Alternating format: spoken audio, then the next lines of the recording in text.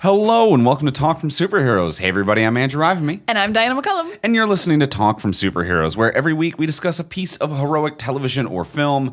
And this week on the podcast, we are going to be talking about DC League of Super Pets. I don't know if you can tell. Andrew read that directly from IMDb. Because Yes. we've been calling it Super Pets. It's Super Pets. And then you get there and the title comes up and you're like, oh, that's it's way longer than we've been saying. That's not the title we've been saying, but it's Super Pets for short. They're pets, they're super, but DC wants you to know. In case It's DC. in case you couldn't tell by the fact that it's a Superman dog and a Batman dog. It's DC. It's the DC League of Super Pets. So we're talking about DC League of Super Pets. Fuck it, Super Pets. It's Super Pets. We're calling it Super Pets. What is this acronym? DCLS? DCLSP. DCLSP. DCLSP. That's still bad. Still bad. Super Pets. We're talking about Super Pets. You were right. You were right to just call out the fact that we do not know the full title of this thing, but we're talking about Super Pets this week, the new movie that just came out in theaters. And as we do anytime that we talk about any new movie or TV show, we like to give a spoiler-free review. So in case you're on the fence about seeing it, not sure if you want to check it out, or if you just want a taste of this episode before you do watch it, we're going to give you a spoiler-free review. Then once you hear the theme music, that's when we're going to get into the spoiler-filled section. So let's get right into it. A spoiler-free review. Diana, did you like it? I really liked it. This is a very high like, a very close to a love. Yeah, it's really delightful. It is especially delightful if you, most of you listeners will have like any knowledge of DC. I will say they don't explain a lot about characters overall, but that's absolutely fine. Like they give you the bare bones, and if you're like, I know who that is, then you're fine. Right. But yeah, I will say like it's a wonderful story. Like it's got a lot of heart. It's got a lot of laughs. There are some lulls where there are no big laughs for a while, but even when there's a lull, it's a very pleasant movie that I'm enjoying a lot. I'm like, this is still very tightly paced. The story really works. I think most of the voice actors are doing really, really fun jobs. I think everyone goes on a little bit of an arc. It's dogs. Also, they're dogs, which does a lot of the heavy lifting for a movie like this. But I do actually think the story is kind of combed over within an inch of its life in a good way. I think it's tightly paced and a very well done film about super pets. I had a great time. Excellent. Andrew, did you like it? I think it's fine. Okay. I think it's only fine. Did you notice there were dogs? I did notice there were dogs. Love the dog aspect of it, but I feel very I feel very fine about it. I feel like it's okay if you've got a family and want to take the kids to this one. I think it's going to be just a suitable, fun way to pass the time. But I think it's only fine because I disagree with pretty much all of your points. Like I think the jokes per minute are weak. I think the emotions don't land. I think it really drags and it feels like the first draft of a script. Like I think that the main thing for me is that I'm like, the pacing is a mess and none of these emotions work. But I'm like, there are some dogs and it's kind of fun. And there's like a handful of jokes or moments that work. And for the most part, I find like the voice performance to be incredibly flat and boring.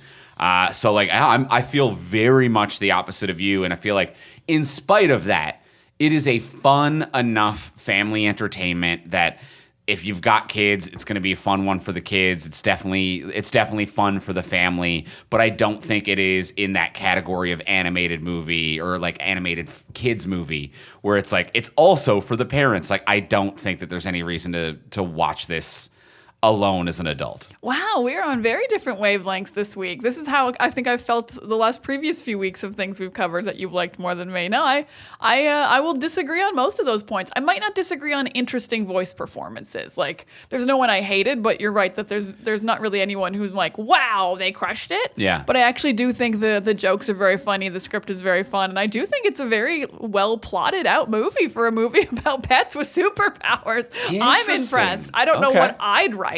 Right. Fair enough. That's entirely fair. Yeah. I'm not saying that like I'm not saying it is as a premise ripe for Oscar worthiness if it had the correct script, but it just felt like there was a lot of silence where I think that like the movie looks good and it moves, and I think that there are a lot of moments where the animation does the heavy lifting, where it's like a 2-minute scene where there's 3 lines of dialogue where nothing really occurs and no joke is told, and I'm like, thank God the animation is kind of peppy and fun because like I felt like that was really picking up where the script lacked.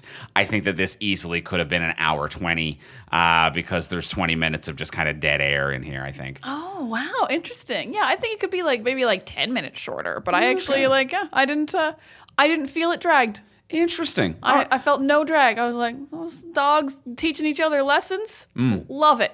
They're both learning from each other. They're best friends at the end. Spoiler. Oops. Oops, I let a spoiler out. Spoiler. Can it be spoiled? Not really. Nah, it's some dogs. Despite what I just said. It's some dogs that go on an adventure. There's a pig and a chipmunk. It's some animals that go on an adventure, and then they're better for the adventure by the end of it. And you know what? I'm not going to shock anyone when I say they win. Yeah, so they can't be spoiled. Yeah, it can't be spoiled at all. No, not really. So you're a high like. I'm a high like. And I'm a fine if you have a family. I wouldn't watch this again, but I'm glad I watched it once. Interesting. Okay, with cool. no family. I mean, you're my family, but like a young family. Family.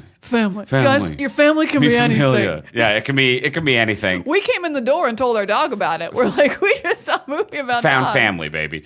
All right. Well, we're a fine to a high like, and it can't be spoiled. That's it for the spoiler-free review. Let's get into the full episode, though. Let's talk about Super Pets.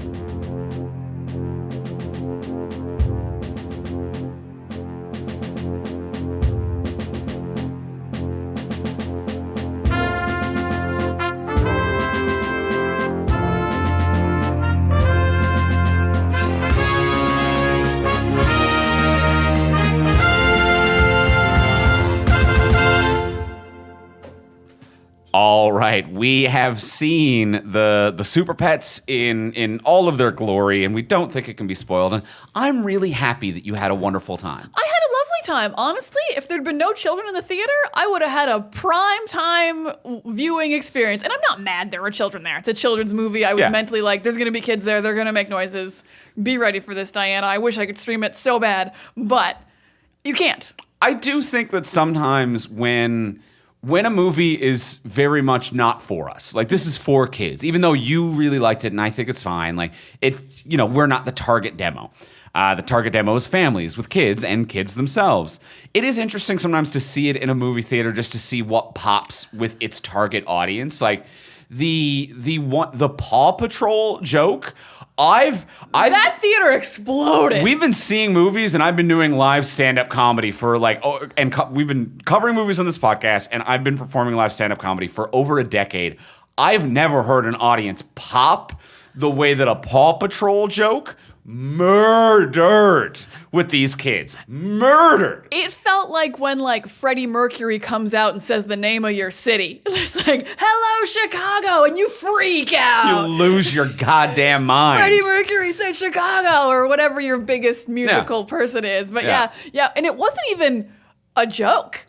Like Ace and Krypto show up and they're two dogs, and the guinea pig bad guy is just like, what is this, Paw Patrol? And it's like, that's not a joke. Because it is basically Paw Patrol. It is basically just Paw Patrol. They're if the cop dogs had powers. Yes.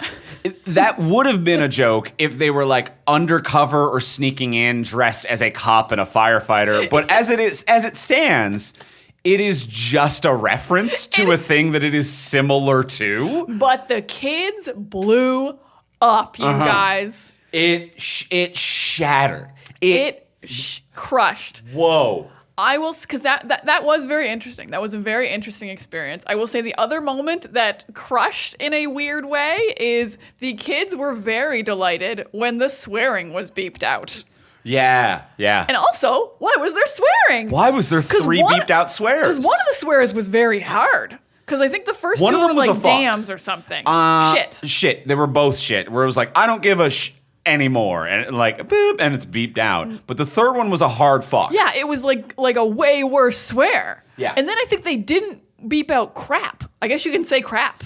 The fact that you have to beep out shit but not crap. But not crap. I put those at pretty much the same level. Yeah, and also both were used in the same connotation. Like crap was used in a negative. It wasn't I'm going to take a crap. Yeah, it's not like I'm a dog and I crap on the floor. Like, it was not used to mean defecate. It was used to mean bad, as same as shit did in the previous scene. But shit is beeped and crap isn't. But the kids loved it. Oh, really yeah. played. I think they were very delighted at a potential swear in a thing they were brought to by their parents. Like, my parents paid money to bring me to a movie with swears. The first And I get it.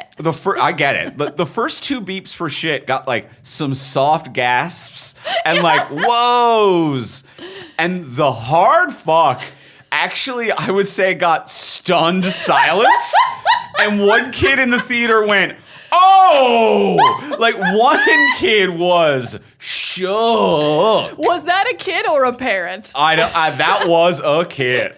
Because I think the parents were also like, what? Why did you sneak a hard fuck in here? This is a superhero movie about dogs. You beeped it out, but you still left the sound in. We all know. Yeah. The kids know. So yeah, it was a very, so as much as I would rather have been a completely empty theater somehow, still a very interesting experience to experience it with the children, the main audience. Yeah. So yeah, not the most peaceful experience, but very interesting. Good focus data as to find out what kids like. And it seemed like most of the kids in the theater did have a good time watching it. They did have a good time. I will slightly disagree that this isn't made for adults in any way. Because I think there are aspects of it that are very much like, we wanted to get adults into the theater. I mean, the fact that literally every voice actor is an adults known actor.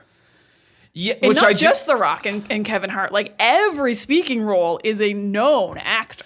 Which I do have problems with. Oh, and we'll unpack that more in a minute, but I can agree with you that part of the idea behind that is to attract adults into a movie. Yeah, like Keanu Reeves is Batman. Like, kids don't know. I mean, they might know who he is, but they're not like, I love Keanu Reeves. Sure. Like, these, John Krasinski, Superman, these are castings that are meant to get us in. Like, I don't think the kids like Mark Maron.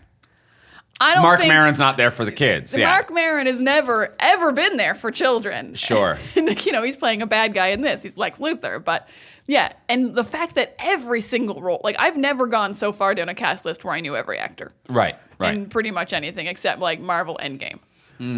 I see what you're saying. That, like, it is all actors that are geared towards selling tickets to the adults, which is very much a... Now this is part of the problem that I have with this movie. I want to talk more about the voice acting and like the stunt casting and everything and the lack of proper voice actors in a minute. But I think that this movie, why it fails for me is that it does what I think is the worst of DreamWorks and the worst of Pixar in terms of animated family projects, where like it goes that DreamWorks method of oops, all stunt casting, where like it's only big names. This is a huge movie with big name people, but it still tries to do the Pixar, we need to break your heart in every possible backstory. And it's like, you don't actually need to do that. And it feels weird to be like, this is a Warner Brothers movie, a company with its own rich history of animation, and it has no sense of identity, and its own identity is just trying to knock off Pixar or knock off DreamWorks. And it's like, you're neither. You're Warner Brothers. Your origins is like, you were one of the biggest companies in animation imaginable. You're Bugs Bunny. Yeah. Like, do that. Mm-hmm. So I think that is a bit disheartening for me, that I'm like, I don't like the all names stunt casting.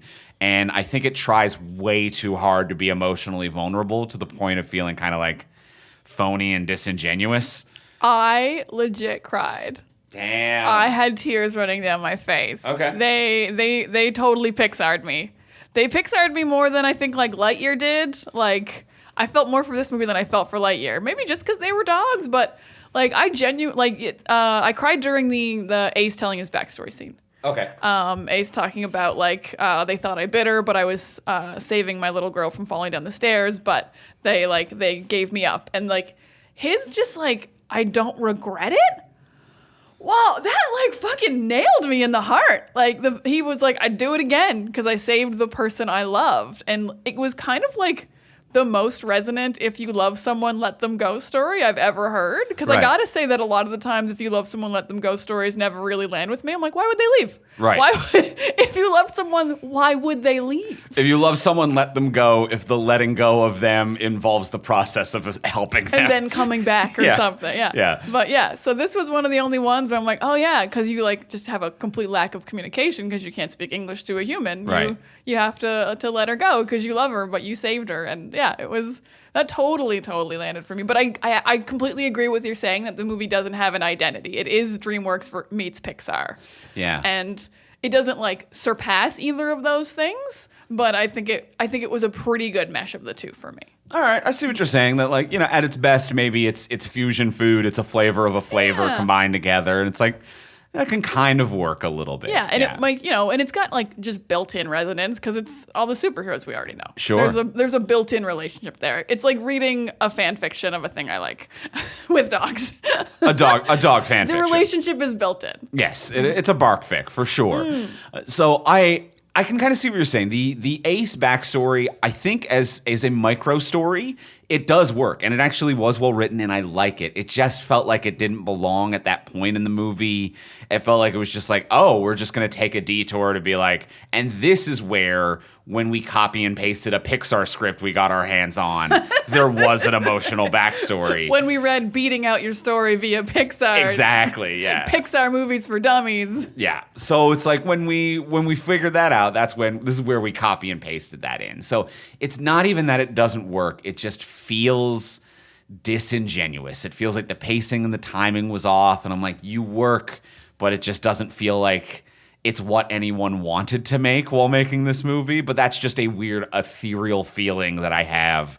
And I don't know if I can intellectualize or academic my way out of that thought process, Interesting. Yeah, no, I didn't feel that at all. And my other like just quick remark about how I think this is mildly geared towards adults is there's just like jokes that are for adults, like not like adult jokes, but just like things like whoever Morgan Freeman played, that's for adults. Like, you didn't when Batman's like listing people he's worked with. It's like, but I've worked with Robin and Alfred and whoever Morgan Freeman played. I'm like, that's a deep cut. I did not hear that one. That was for adults right Okay. there. Yep. And yeah, there's just like, I think there's just things that I like, maybe not even for adults, but I think there is a lot of background love of superheroes in this. Like every chevron was very, very funny. There's a ton of background jokes that are very, very good. I love every like lower thirds newscast, every background bit, every piece of world building. Like One was like things have escalated quickly, and I'm just like, that's very funny. one of them was just like, what is even happening now? Like, and one of them when like all the guinea pigs get superpowered and they all get different powers, and one of them's big and jacked, and the lower third on the news it says one of them's big and is kind of hot. Question mark? Is it okay for us to say that? And I'm like, that is a terrific joke. The quick like Mixelplick reference in the opening Mixelplick, newscast. Yes. These are things that I don't think kids know. Those are definitely not things kids know or jokes that are for kids, but it does feel like a scramble of like, here's a bunch of jokes we wanted to do, and we aren't allowed to do it in the mainline dialogue, or we're not working it in. And at any given moment where there was a moment of screen, and maybe it's the animators who I think had a great job, because I love the animation of this. I think it's fluid, it's smooth, the world is great. And maybe the animators are sneaking their own jokes and references in. But there is that, like, there's a lot of jokes per minute in the background, and not in the dialogue. Like, what the characters say usually isn't funny. But if I look around the room, there's something funny there. Yeah, I will actually completely agree. The animation does look fantastic. This is a phenomenal looking animated movie. But yeah, all of the loving, very, very funny details, I will agree, are background details. Because like, there's more writing on screen the more I think about it. Because I think like Krypto also has like a sequence where he has like a dream sequence where there's a newspaper and it's like Krypto's crying and he's like, man's best friends break up. And like there's lots of jokes in this fake newspaper. My favorite joke was the Broadway Cats poster, but it said Catwoman. Yeah. That one was great. I would see That was really funny too. Yeah. So yeah, I think you're right. I think the background animators are doing a lot of heavy lifting of just like we're just putting all the jokes in. I think that like at one point when they crash Wonder Woman's invisible plane, the building they crash into is Ferris Air. Oh yeah, there was a Ferris Air. There was a one. Ferris, Yeah. but I think there was like an ad on the side of Ferris Air that says like ours are real planes you can see. And it's just like there's shit like that going on everywhere where I'm like, this is a visual delight packed full of jokes. And people don't get to say or do them, which is a real shame. But there is great joke writing in here. I think that some of the jokes do work. Like the kitty who gets superpowers and is murderous is haunting in a fun way. That whole really sequence worked. is really, really fun. I'm gonna blow your mind right now. The little girl, the Whiskers is the cat who does that. Played by a little girl, and this is her first acting role. I believe it. I think that's shocking. I mean, especially because she sounded familiar. Not gonna lie, she sounded like another cute animal I've heard recently somehow. But her IMDb is completely blank. This is her first one. See, I think that performance stood out for me. I think it's a great joke. First of all, it's like all of these pets get superpowers, and it's this one kitten who's super cute, and it's just like coughs up a hairball that's a grenade. That was crazy. And when the little kitten's like, "I'll see you in hell," and I'm like, the kitten saying "I'll see you in hell" is so funny. Really good comedy, just with the juxtaposition of the most horrifying explosion, terrifying creature. And like other stuff though, like his whiskers were missiles, his tail was a bazooka, like everything this cat could shoot shot out of him. Yeah, it was very, very funny, very against tropes, very surprising. Because everyone else's powers are kind of like what you expect in a reverse trope. Like, it's a turtle who's fast.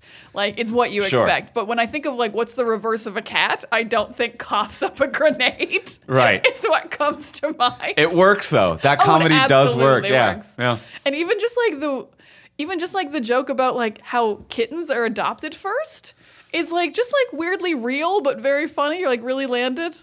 Yeah, a hairless guinea pig being like, "It ain't me. No. It ain't I me, don't dog. got a chance. No, it's going to be the young kittens, for sure. There's a few other very good jokes. We both died on that dog in the mirror as you.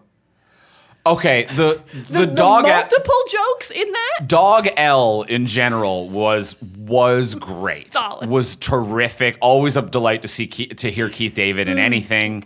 And we've discussed before the amount of pre-recorded messages that Jor-El has done is just conceptually fucking hilarious. How many takes that man had? It's great. And yeah, just the quick ones of Dog Al of being like, chocolate's bad for you. Like, fireworks suck. Fireworks suck. Just these quick hits of advice. Especially because this is like thinking too much about it, but Dog L didn't have superpowers. Yes. Because you don't have superpowers on Krypton. So he would have thought fireworks sucked, and he would have been able to be killed by chocolate. So a lot of his advice isn't relevant to Krypton, actually. Right. But he still would have recorded it. Fireworks sucks is a preference. I feel like that can still carry over to Earth. I don't know if Krypto's vulnerable to chocolate in the way that a regular dog would be. I don't think he would be vulnerable to chocolate. I would think he would be more vulnerable to fireworks. He got super hearing. That is true. Yeah. Like, he would be like, oh, no. Oh, no. Oh, no. But yeah, Dog Al. Dog Al is absolutely hilarious. We've been very kind. I think we skipped over how we wanted to talk about we do not like live action actors taking voice actor roles. It's miserable. It's awful. It's miserable as an industry trend, and I think that like right now we went to two great voice performers in this, which is a child doing an unabashed "I am a kitty," having the best time of that kid's life, and legendary voice actor Keith David.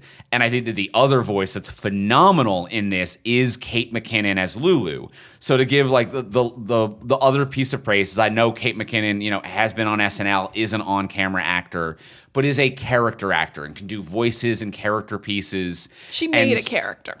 Yes. She did a full breakdown and a different voice. I actually didn't even recognize her voice, but then when you read it, you're like, oh, yes, of course. Mm-hmm. And I think that, like, I'm not saying that, like, on-camera actors and voice actors need to be totally separate. There are people who can do both. Ben Schwartz is in this movie. I was just about to say he was my breakout. And he doesn't necessarily have, like, the vocal range and impressions that Kate McKinnon has, but I think he does ham it up and dedicate and is a good voice actor.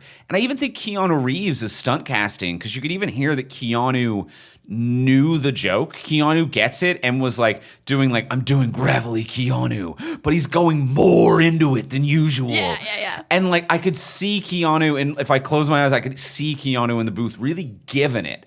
And everyone else is just reading the fucking words. They are just reading the words. They do not have vocal range. They don't have the ability to emote.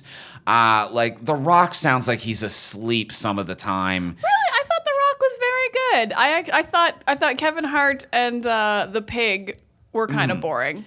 And the pig I'm surprised by because that's Vanessa Bayer. Who's very fun. Very funny. Who does characters and does big stuff. Like, I was really surprised when I read that was her. But I think that, like, she is such an incredible comedic talent, but so much of what she does is, like, she really gets physicality of a character down, and she really has, like, well-defined lines between the different characters that she plays, but there's always, like, a hunched shoulder or a crooked neck or, like, something that, like, pushes her physically into that space. I also feel like she loves to play, like, whatever kind of awkwardness is existing in her characters. Yes. It's never like a chill character, whether the awkwardness is breaking a social convention or like just being too much or whatever. And I just feel like in a booth, she doesn't get to do that. Yeah, I fully agree. It's not the right fit for her. A wonderful performer, and all of the performers, wonderful performers in their own rights. Like, I'm not mad at John Krasinski's ability to act in general. I'm like,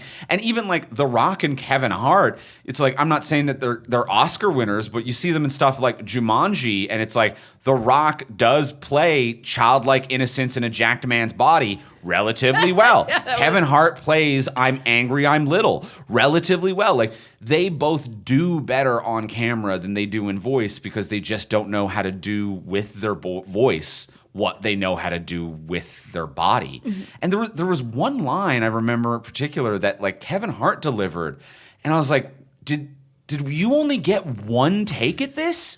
Because he stuttered and flubbed the line, and it's him just being like, yeah, the other pets are over they're over there. We got to go over there. And I was like, and that stayed in. I was like, that was the fucking take. Was Kevin Hart driving a car past the voice studio while delivering that line? Was that a drive-by line delivery? He didn't say the words clearly. And that has to be how that character always speaks. If you're gonna not pronounce the words clearly, like it has to be like every like second scene. He's like, that's how I'm a fast talking dog, and I just don't pronounce I don't pronounce the words right. Like that has to be who the character is. It can't just be one time we used the take where he stuttered. It does not make... in a movie where every other line is so crisp and clear and absolutely intelligible. Mm-hmm. Yeah, I agree. Like, yeah, I think there's kind of a place for some stunt casting. Like, I think Keanu is Batman. Yeah. It's very fun. He does a great job. And, like, that gets you the interviews. That gets you the interest from adults to, like, go see Keanu as Batman. But, like, yeah, like, this entire IMDb list being all live-action actors, I'm like, that's just fucking rude. Because, like, voice actors are talented. This is a huge gig that you've just denied so many, like, very, very talented voice actors who would, like, crush it. I was actually even really surprised, like, I liked Daveed Diggs, but it seemed like he was doing an impression of Cyborg from Teen Titans Go, and I'm like, where was Teen Titans Go Cyborg then? Right. Like, was he just give unavailable? This guy or? a job. Mm-hmm. Yeah. So like, I'm not mad at any individual person, but just like DC in general, I'm like, come on, guys. And it's always disappointing when an animated movie does it. It's becoming more the trend, and there is, I think there is a balance that you can strike. Like, I understand that you want a couple of name actors to do press junket stuff that is a little bit more visible, that maybe gets more heat on social media and sells tickets. The marriage of art and commerce is always an ugly one, but some of it I can accept and understand. And if you're like, we've got 3 named stars and 3 classically talented voiceover actors who maybe the public doesn't know, but we're really going to lean on them to fucking do something, to really choose some scenery, to fully commit. And I feel like that's the other big thing with animation that sells it, is just to completely and utterly and unapologetically commit to the most ridiculous futuristics and characteristics of who it is that you're playing. And I don't feel like The Rock or Kevin Hart or anybody really did it. I think Keanu did. I think Keanu and Kate McKinnon. Yeah, Keanu and Kate McKinnon did. Actually, you know what? Shout out to Diego Luna. The chipmunk. He did an okay job. I think shout out to him just because I've literally never seen him do comedy before, and I think he did a pretty fun job. Ooh, okay. For a man kind of foraying into comedy. Not for a man foraying even into voiceover work, but into comedy. Right. And Natasha Lyonne worked for the lines that she was given. Like, it's meant to be that. But yeah, for the most part, it's just they needed to get some proper voice actors. Yeah, in here. I think that is where they could have meshed. If they're going to copy DreamWorks and Pixar, they could have copied Pixar a little bit more in that way. Because Pixar overall is quite good of like getting, even if sometimes they are live action actors, like they're never all that famous. Like Holly Hunter as the lead of Incredibles. I'm like, yeah, I've seen you act live action, but like, right. No one's coming to see Holly Hunter. Yeah, no one's like, ooh, the new Holly Hunter movie. So yeah, Pixar in general, like when I think of their movies, I'm like, yeah, or I guess was Lightyear Pixar?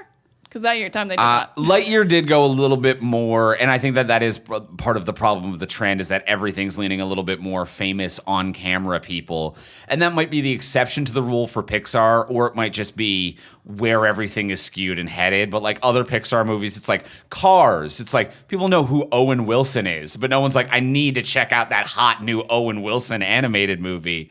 So, like, yeah, I think that for the most part, they know what they're doing at Pixar, and Lightyear was a bit of an exception, and we could use more proper voice talent. Yeah, I will agree with you on this point of this is a negative for this film. Mm-hmm. How do we feel about, this is rated PG, and I had to check, because I didn't know if they got it up to a PG-13, because this movie opens with Krypton exploding. They just straight up explode the parents in the opening scene. You meet the parents. They say lines. You briefly form a connection to Jor-El and Lara. Okay? You're like, that's Alfred Molina. Yeah. I like him. He's holding a dog at one point. He calls Clark son. And then they're like, he has been blown up to smithereens. And I know in regular Superman stuff, we have on this podcast joked when it's like, that's big enough, you could have put yourself in there, one of the parents. Also, the fact that the parents were both like, we'd like the dog to explode with us as well. Get the dog in there. Actively trying to make sure the dog stays behind to explode is also a why, because the dog visibly can fit in there. I mean, like, the seat was a little crowded, but they're both gonna live. They're both gonna live just fine. And I really thought after they shot him, I'm like, okay, they're definitely not gonna cut the camera back and show these parents be exploded. And they really fucking did. You see, like, their silhouettes turn to fire. Like, It was a straight up Zack Snyder cold as blood opening that they fucking gave. I 100% agree. I'm like, okay, this rocket's gonna go into space, and we're just gonna follow the rocket and not look at Krypton again. Yeah.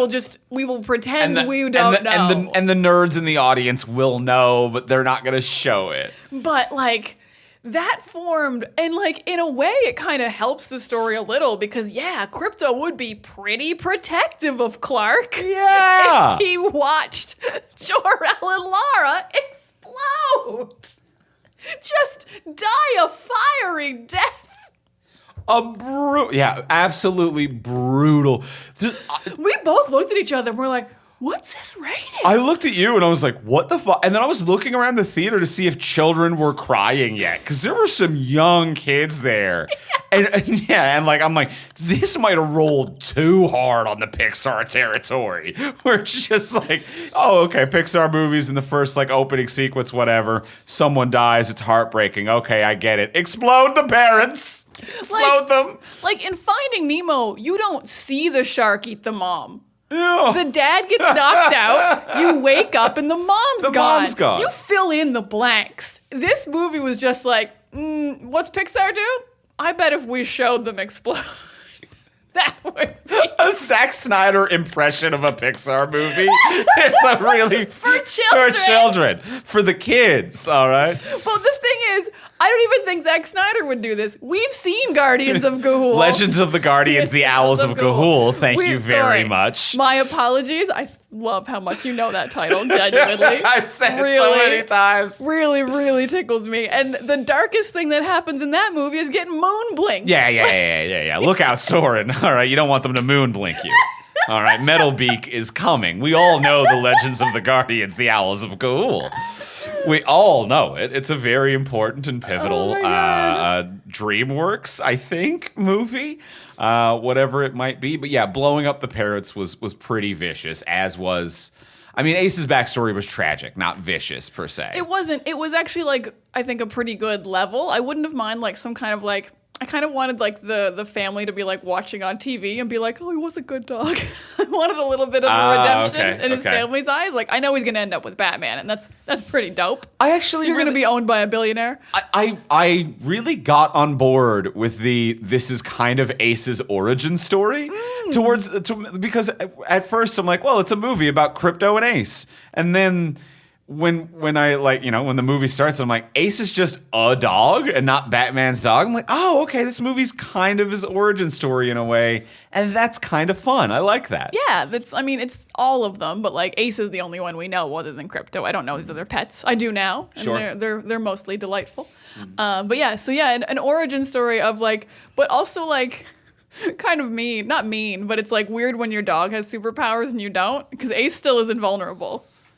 Yes. Mm-hmm. Yeah. It actually does make me feel better about it, though, because I wouldn't want to bring a vulnerable dog to battle.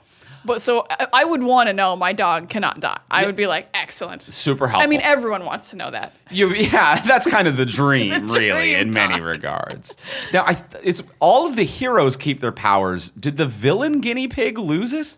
She did, because he punched her so hard he knocked like all of the kryptonite out of her. Oh, okay. So I think she was completely gone of powers. Okay, that's fair. Because it pops out of her completely. I'll allow it, Your Honor. I'll allow it. Sustained. Mm-hmm. I was worried they'd all lost their powers. It looked like she was stealing the powers out of him at the very end. It did kind of look like that, mm-hmm. yeah. So then when Ace jumped in front of the big explosion, I'm like, are you still invulnerable? Are you gonna die? Gotcha. I think because this movie will obviously kill people. Yeah. Krypton. Dust.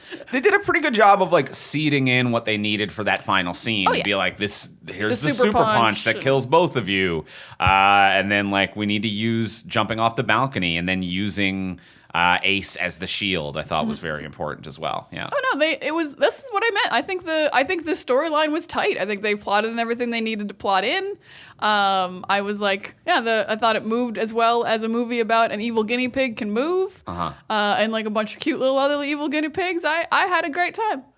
I'm a little conflicted about how I feel, and like I'm like it's nice that everyone gets adopted, so maybe I shouldn't even be conflicted. But I actually was kind of looking forward them to all going to the farm in Smallville. That did seem like it would have been a nice conclusion for them. Like when he offered, like, oh no, I have a genuine farm, and we know he's not lying. Like we all know who Superman is. He grew up on his farm in Smallville. They could be raised by Ma and Pa Kent, who rule. Yeah. Like, so that's also why I kind of thought she was like taking their powers away.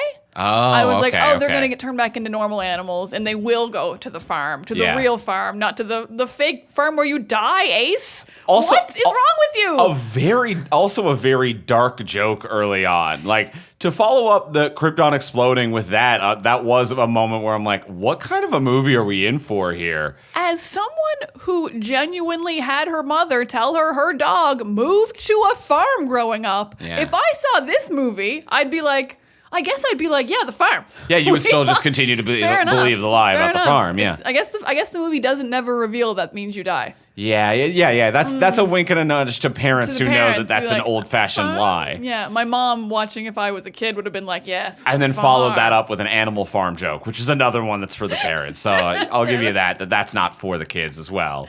Yeah. But yeah, it really seemed like they were setting up like we never even go to Smallville. No, we don't. Yeah, I didn't expect it to end up with all of them being adopted by like a surrogate super friend. Yeah, especially because a lot of them don't match up. They really forced a few of these matchups. Well, like the Turtle and Flash make sense, even though they'd never met. Like that's a very fun Wonder thing. Woman and the pig. But like apparently most of these are references to to comic book characters, if not. But there is a League of Super Pets like comics. For sure. series. Like, so they already exist, but the I think movie that- didn't match them I think up the, well. I think the squirrel is a Green Lantern in the comics. Yeah. And they just were like, he has lightning powers and is friends with slash adopted, and then I guess gets a ring or whatever. So like they kind of made their own way with whatever they wanted to do. I mean, that makes sense because like you can't have like a piece of kryptonite give you a Green Lantern ring. That's just. I mean, I guess it could have made you be you able could to do make 5 different things. origin stories as well. You could do Oh, a that's like gonna take pretty long time. all right, I think the fair,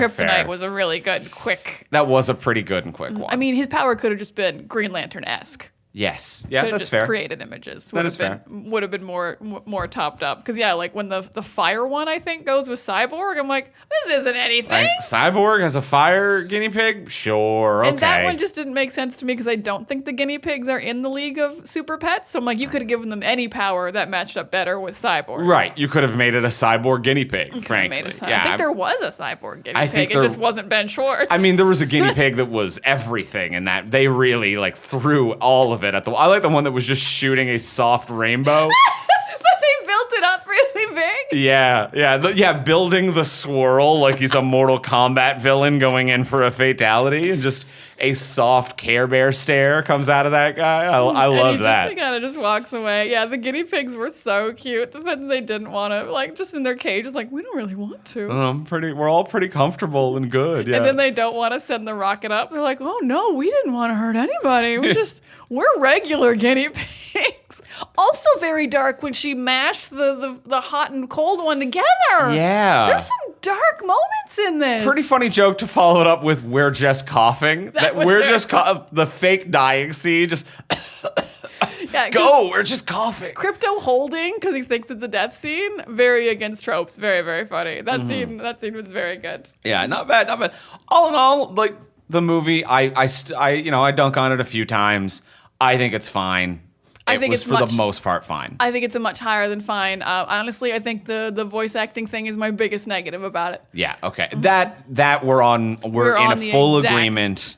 Hire voice actors. You don't need on-camera actors to do everything. You needed just Keanu probably, and Yeah. we all would have. I think the One same stunt amount casting. of people would have gone to see it in theaters. Absolutely. Yeah, you don't need to fit it in between on-camera actors doing their other gigs, because then they're only recording for 1 week out of their life, as And maybe opposed to a not even- dedicated voice actor who would give it more time and attention and thought. And yeah, when you get all these like big names, they're definitely not in the booth together. Like Yes. they're filming separately, probably in different cities. Oh, absolutely. Well, I think part of the like one of the most obvious things about that is that The Rock and Kevin Hart are two people where, like, if you see them do any of the press junket stuff for this, and I would say even like some of the stuff that they did on camera for Jumanji and the press stuff for Jumanji, these are two people who are sincerely real life good friends, and they ooze that energy of, this is a great friend who I'm always happy to be around. And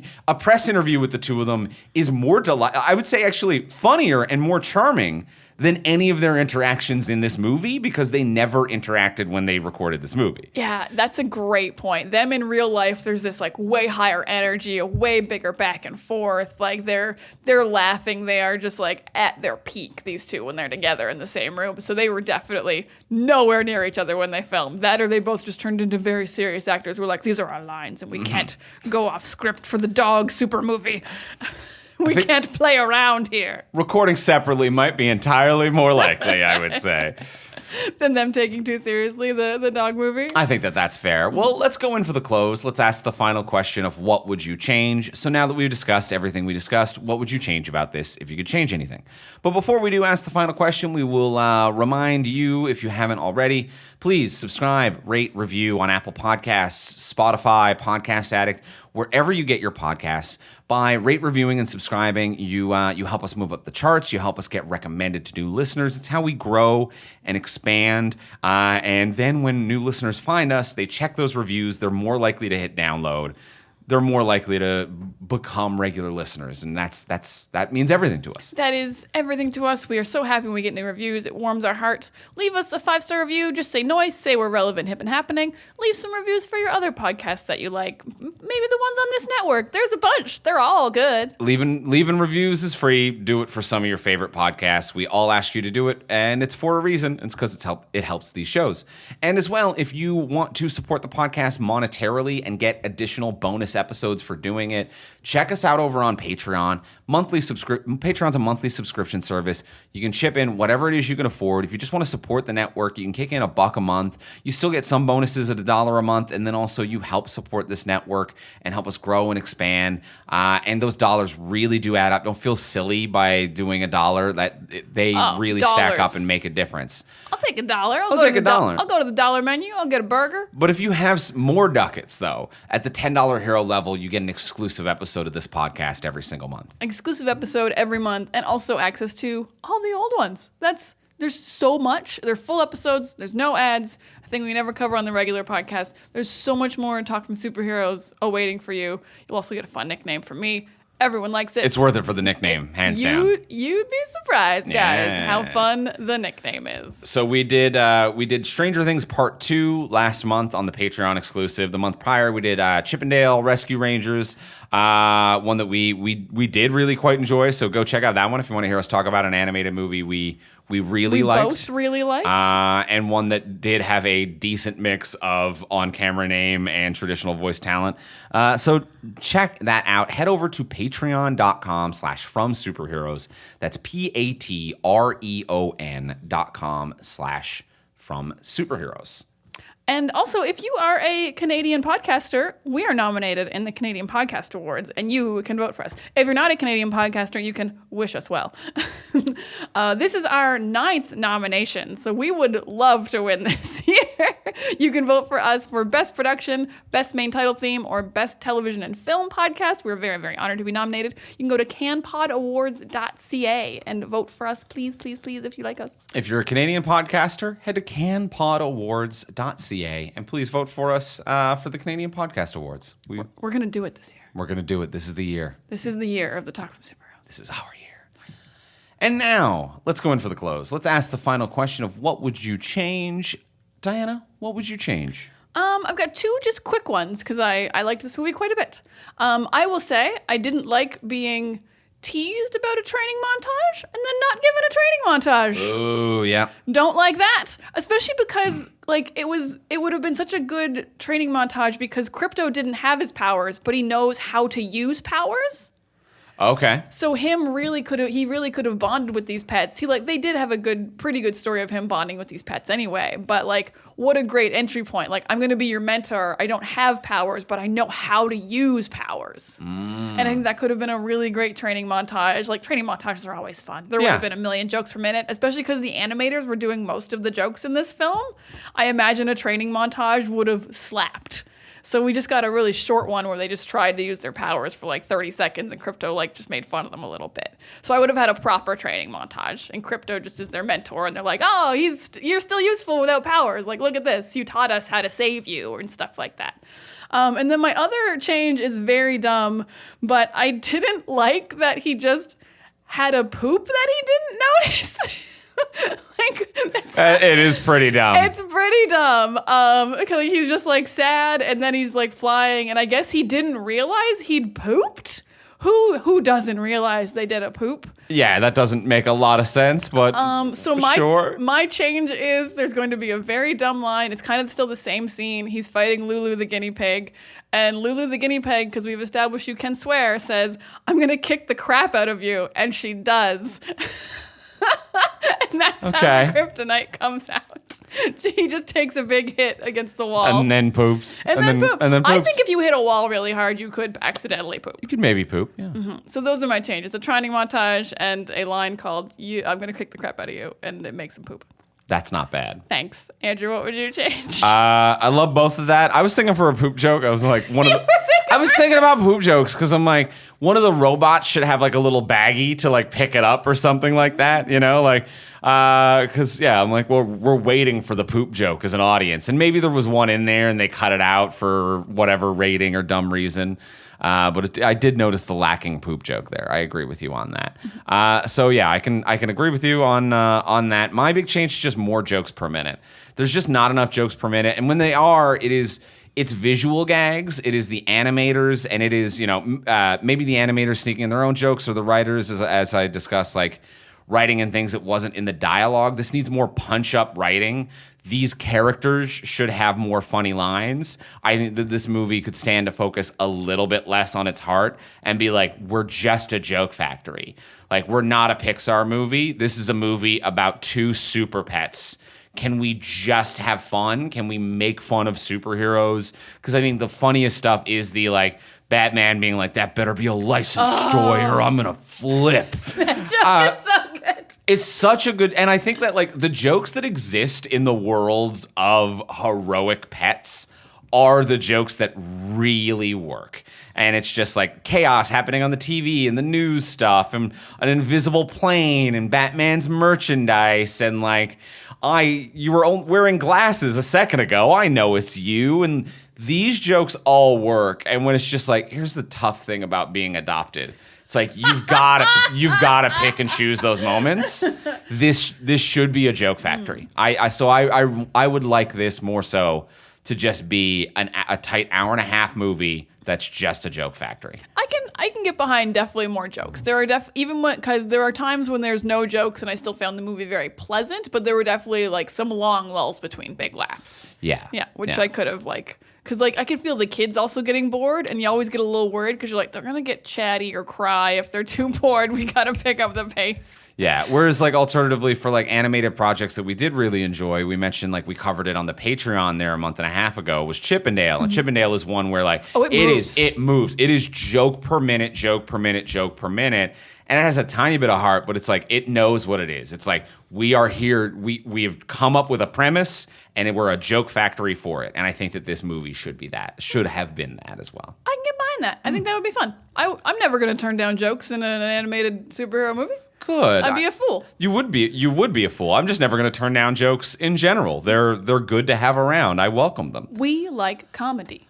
Well, that is going to be it for this week's episode on Super Pets. We are going to be back next week. Next week, we are going to be talking about Sandman, the new Netflix series Sandman. Yes, the entire season or the show. I don't know if they're going to make season 2 or how Sandman works. We'll see how it works. We'll talk about some sand. We'll be talking about all that is available of the Sandman, and we'll be talking about that next week on the podcast. In the meantime, if you want to get a hold of us, you can find me online at Ivimey, Ivimey. You can find me at Words of Diana. And you can find both of us at From Superheroes, and we'll talk to y'all next week. Bye.